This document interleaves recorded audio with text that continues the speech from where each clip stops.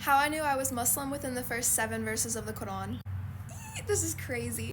So I was Christian my whole life. I went to Christian school, I did Sunday schools, I did vacation Bible schools, I did Bible studies. My parents even hosted like college level Bible study courses at our house for a good chunk of my childhood.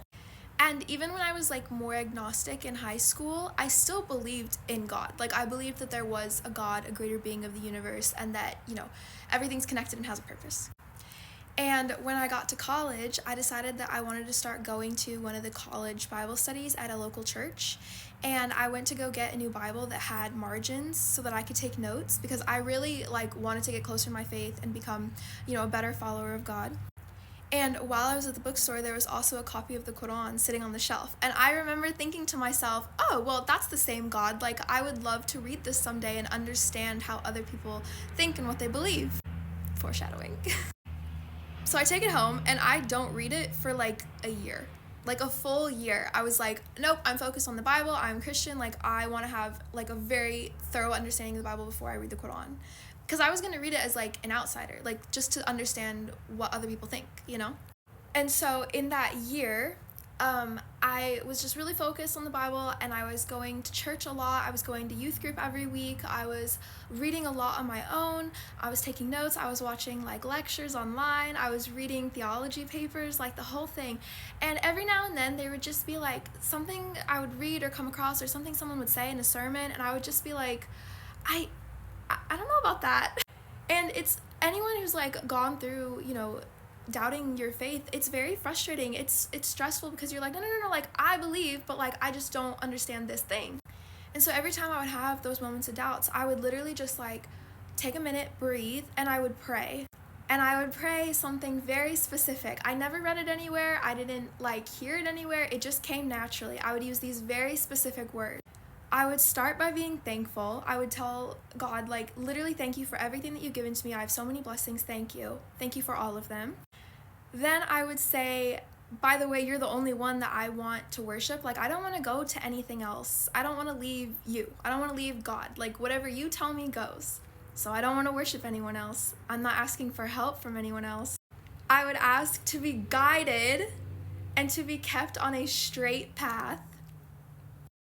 And finally, I would ask to not let me go astray, and don't let me become a hypocrite.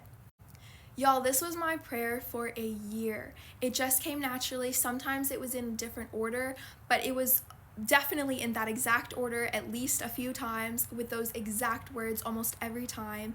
And I would be praying this prayer at one point every day. Genuinely, every day. Fast forward to about a year ago, I'm sitting in my bed praying, and I just get this feeling that's go read the Quran. You've had it on your shelf for a year now. It's time to go read it. And I was like, okay, sure, I'll go do that. So I go and I get the copy that I had, and I read the little introduction to the translation, about the translator, and a little bit intro to Islam. And I was like, this is so cool. Oh my gosh. And then I opened it up to the first 7 verses, Al-Fatiha, and if you're Muslim, then you probably already picked up on this with what I already said, but if you're not, this is the opening to the Quran in English. In the name of Allah, the most compassionate, most merciful, all praises for Allah, the Lord of all worlds, the most compassionate, most merciful, master of the day of judgment. You alone we worship, and you alone we ask for help. Guide us to the straight path, the path of those you have blessed, not those you are displeased with, or those who are astray. Ameen. And I literally remember sitting there after reading this, and the moment that it clicked in my brain that I'd already been praying this for a year, I'm not even exaggerating when I say it felt like a piece of my soul clicked into place. It felt so right, and I literally just remember that same moment that click happened, the same feeling that told me to read the Quran said, you want a guidance? This is it. And I started crying. I tried to get up to walk to a different room or something, and I literally couldn't stand. I fell to the ground, and I put my face on the ground how Muslims pray, and at the time I did not know that that's how Muslims prayed, and I literally couldn't speak. The only thing that I could kind of get out of my mouth was thank you. Thank you, thank you, thank you, thank you, over and over again. And yeah, so within 7 lines of the Quran, I knew I was Muslim, and I finished reading the whole Quran in English in about 3 months, and then I took my Shahada right before Ramadan, and yeah, it's been a year now, and oh my gosh, yes, that's my story, that's how I became Muslim.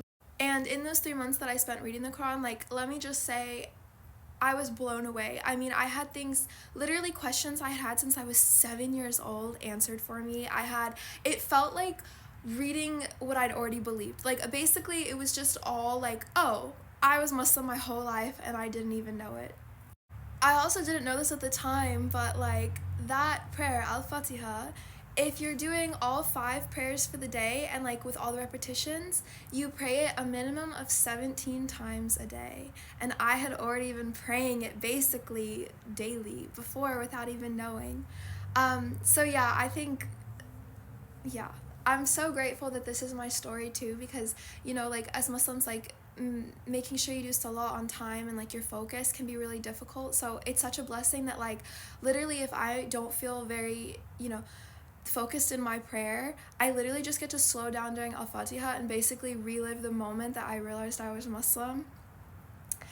And yeah, I'll never get over it. I'll never shut up about it. Oof, it got a lot darker out. But that's my story. I am so genuinely blessed to be Muslim now. Like, it has improved my life so much in so many ways. And yeah, to anyone watching this, may Allah bless you and your family, and I hope you have a wonderful day.